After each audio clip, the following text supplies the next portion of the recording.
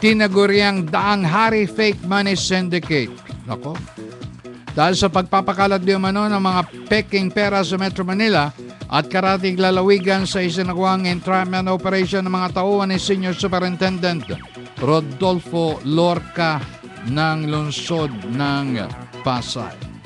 Kaya ito'y panawagan po mga taga Marikina. Tingnan nyo maigi yung perang binabayad sa inyo. Baka peke yan. 1,000 piso, 500 piso. Marami po ganyan.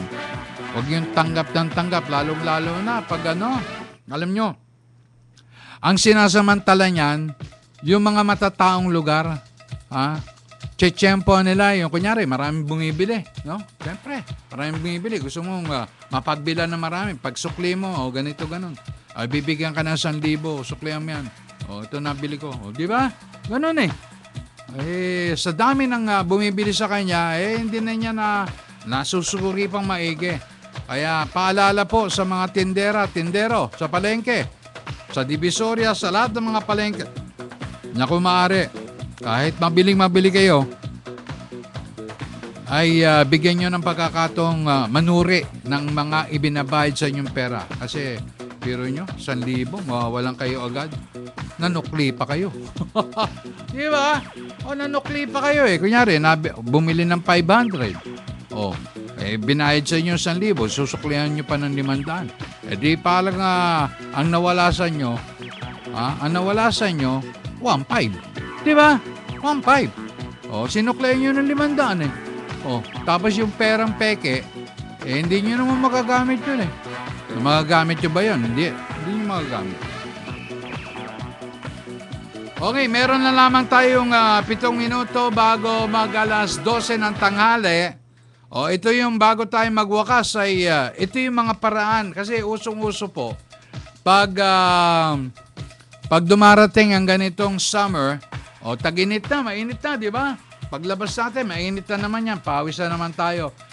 Pag magdadala po kayo ng bimpo para hindi po kayo natutuyuan ng pawis. Ganyan po Ako, init na naman yan. Kaparada pa naman sa init yung sasakyan ko. Kaya nagkasakit tayo Pinigsa tuloy tayo. Okay. Well, tag-init na naman at isa sa mga pangkaraniwang problema ng kinakarap ng mga tao sa ganitong pagkakataon ay ang sore eyes. Oo.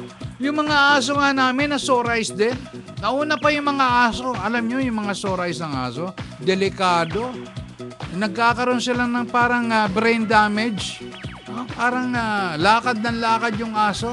Ganun tingnan nyo rin yung mga aso nyo. Okay. Paano po ito maiiwasan at paano ito malulunasan? Yan po ang katanungan.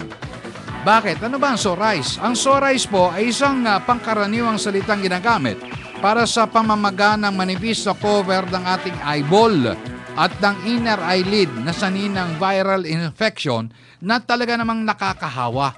Kaya,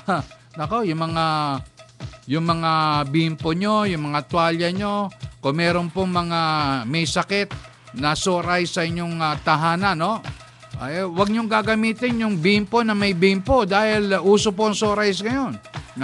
Uso ang sore eyes ngayon. Kaya kinakailangan ay masasabi po natin na kinakailangan maingat po tayo. Ano ba yung mga tips para maiwasan po ang sore eyes? Hugasan ng kamay na madalas gamit ang tubig at sabon. Dahil ang kamay ay kung saan nating ipinangahawak, dapat lamang tayong maghugas upang hindi tayo magkaroon ng sakit. Importante po yan, yung kamay natin. Kung saan natin ilalagay yan kung ano po ang hinahawakan yan, lalong-lalo na pera. Ang pera po, madumi.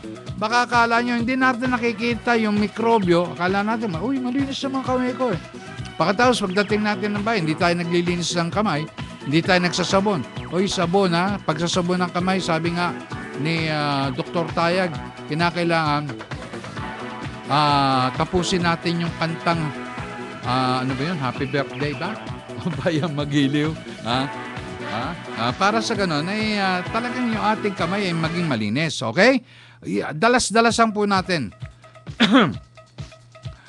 Huwag hawakan po ang muka, partikular ang mata ng hindi naguhugas ng kamay. Okay? Huwag makipag-share ng towel. Yan sinasabi ko. Share tayo naman dyan. Share. Hindi mo yata ako love kaya hindi mo siya. Di bali nang hindi kita love. Baka magka-sore lang ako. Ang hirap ng sore eyes, no? Okay. Huwag gamitin muli ang panyo o yung iba. 1 linggo na yung panyo mo, buds Hindi pa pinapalitan Yan pa rin yung kulay na nakikita ko ng 1 linggo. Ayun. Di ba? Importante yan. Kinakailangan araw-araw ay nagpapalit po tayo ng panyo. Yung iba naman, nagpapalit ka ng panyo, sinasampay lang. Yung panyo. Kinabukasan yun din ang gagamitin. Okay. Maging maingat na huwag tamaan ng mga mata o eyelashes ng tip ng eye drops. Ba, matindi ito I-disinfect ang mga surface, doorknob, counter, elevator button, handrails sa pamamagitan ng dilute bleach solution.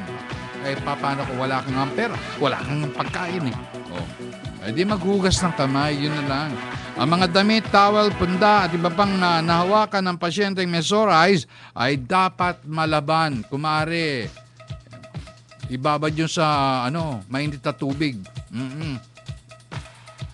Ano ba yung paraan para magamot ang sore eyes? Okay, huwag kalilimutan maghugas ng kamay. Number 2, gumamit ng malinis na tissue upang tagalin ang discharge mula sa mata saka maghugas mali ng kamay. Okay. Okay.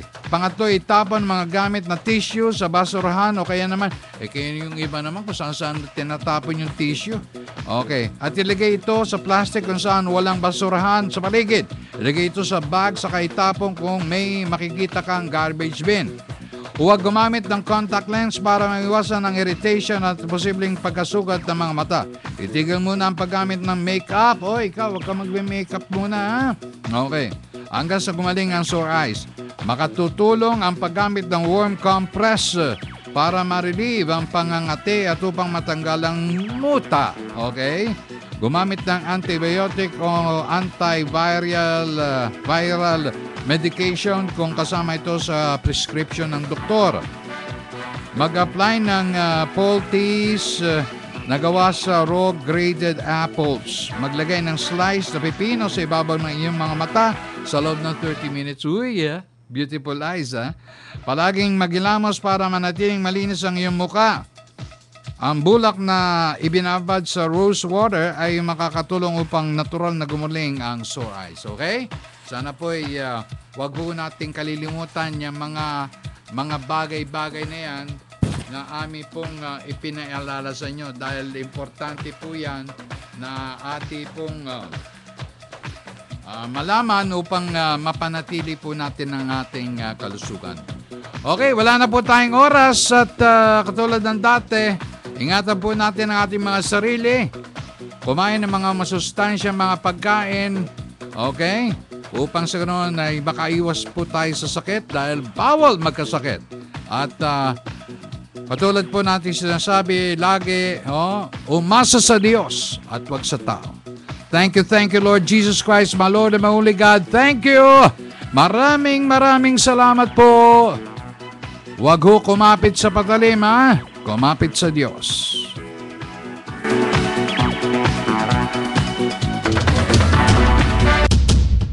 Sa panahon ng kalamidad, magplano,